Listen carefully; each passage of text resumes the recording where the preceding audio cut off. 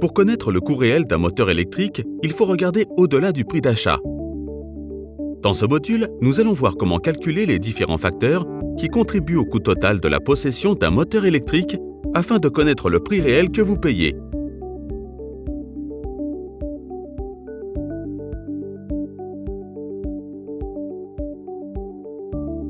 Le coût de l'achat d'un nouveau moteur représente normalement moins de 3% du coût total du cycle de vie du moteur. Les autres coûts sont bien plus significatifs et doivent être pris en compte au moment de prendre la décision d'acheter.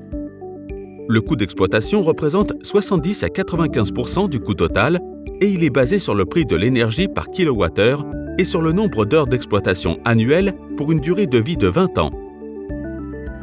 Le coût de non-exploitation correspond au coût des arrêts de production imprévus. Cela représente entre 2 et 30% du coût total. Ces chiffres sont basés sur une panne importante du moteur sur toute sa durée de vie. Ces trois coûts représentent le coût total de possession et peuvent être exprimés avec cette formule. Voyons comment nous calculons chaque part. Commençons par le coût d'exploitation.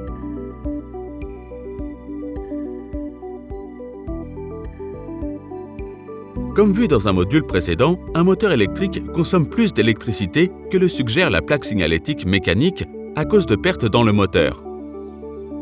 C'est pourquoi quand nous calculons le coût d'exploitation, le rendement du moteur est un facteur important. Prenons un moteur de 315 kW avec un rendement de 95,5% utilisé dans un processus continu dans l'industrie pétrolière et gazière.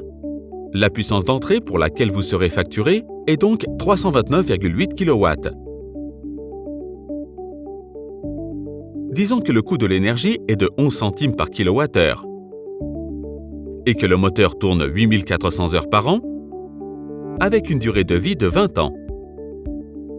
Le résultat est le coût d'exploitation du moteur pendant sa durée de vie. Comparé au prix d'achat, le coût d'exploitation est très élevé. Les coûts d'exploitation peuvent être réduits en choisissant un moteur plus efficace.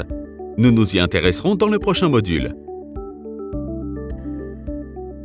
Considérons maintenant le coût de non-exploitation. Il s'agit du coût des périodes d'arrêt imprévues chaque année. Un moteur classique utilisé dans l'industrie pétrolière et gazière peut coûter environ 220 000 $ de l'heure, s'il est en panne pour une quelconque raison. Si le moteur tombe en panne une fois pendant 10 heures, dans ses 20 ans de durée de vie, alors le coût de non-exploitation est celui affiché ici. Comme vous le voyez, dans un processus continu, un arrêt de production d'1 heure peut coûter 10 fois le prix du moteur.